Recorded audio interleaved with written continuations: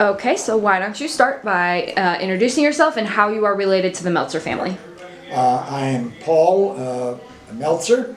I am a descendant of John Henry Meltzer, who was the first of the 13 children of Frederick and Salome Meltzer. He was born in 1843. He married Margaret Cawine, and they had one child, George Frederick Meltzer. George Frederick Meltzer was born in 1879, married twice, with his first wife, Nina Holliday. They had two children. My father, Frederick Richard Meltzer, and his sister, Gladys Meltzer, and she married a William Dawson. His first wife, Nina, died in 1912, and he married Lois Rutledge, and with her, they had three children. The first child, William Rutledge, died as a child, as an infant, and they had two more children, Margaret, and she married Jim Douglas, and they had children, and then they had also another John Henry Meltzer. He was called Jack. And there are descendants of them here today, all. Yeah, so I know this side of the family didn't stay with the homestead. Did they remain here in That's Shelby right. County? You're right. Actually, John Henry built a house at the crossing, just north of the house here. That was called Meltzer Hill.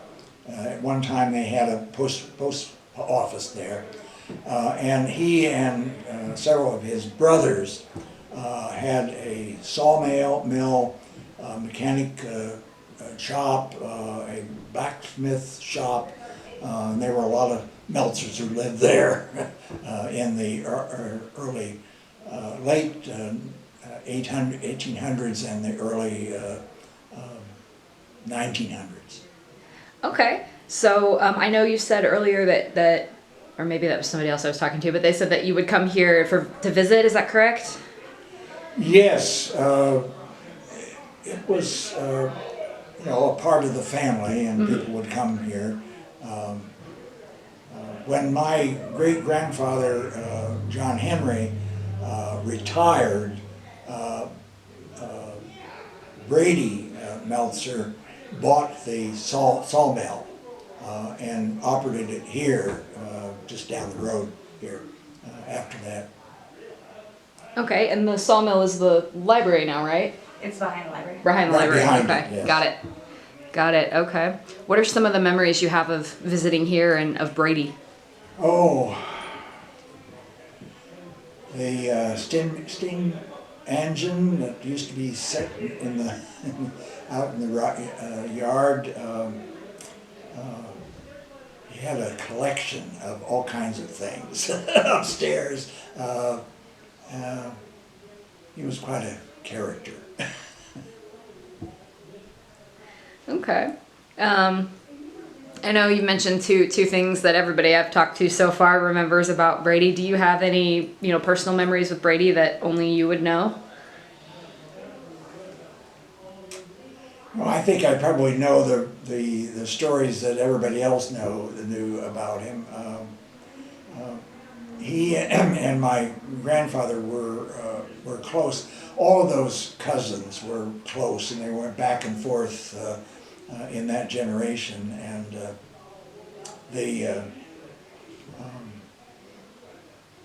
I know one of Brady's children. I don't remember. It was Martha, probably. Who said that in the summer, my grandfather was a teacher, and in the summer when they were off from school, they would come here and the women would can vegetables and fruits, and my grandfather would help in the sawmill during the summers. Okay, that is pretty cool. You know, how else did your side of the family, your branch of the family, remain with the homestead? What other activities did they do here that helped with the life here? Well, other than visiting, I think, was not so much because my great-grandfather built a house in Meltzerville, and that was really their center until after he died and they sold this farm. So this was a place that you visited to see other parts of the family. As I say, there was a lot of back and forth with all of those cousins over the years, which is why they eventually started the reunion, I think in 1936 or someplace like that. Okay, so do you know, have they had the reunion here every year since then? No, it used to be held in Shelbyville at Morrison Park, and it has, so it's only been in the last maybe 30 years that we've met here regularly. Sometimes we would be here, but it's been regularly as I say, in about 30 years. Okay. So you've mentioned Meltzerville a couple times. Can you tell me a little bit more about that? Well, it became Meltzerville because there's so many Meltzers living there, but there were other people living there. And it became there was a store, and there was a post office, and so it was simply a center for, in the days when people didn't go very far to shop for their groceries and things like that. John Henry Kuhn operated the grocery store, and so it was, I say, it was a center for people and the businesses that were there. How long did Meltzerville thrive? Well, after my great-grandparents died, my grandfather sold the farm, and my great-grandfather had already retired from the sawmill. And after that, that was in the early 1920s, it began to fade and it lost the post office even earlier than that. So it's not very far from Blue Ridge, so no point of having two stores like that together. Okay. Did you have anything you wanted to ask him? I know, that was very interesting. The Meltzerville stuff was very interesting to me because that's always been like just like a movie. I hear about it, I've seen pictures, but only until just recently, I say in the last 20 years, they used to have a sign outside on the road. They finally took that down.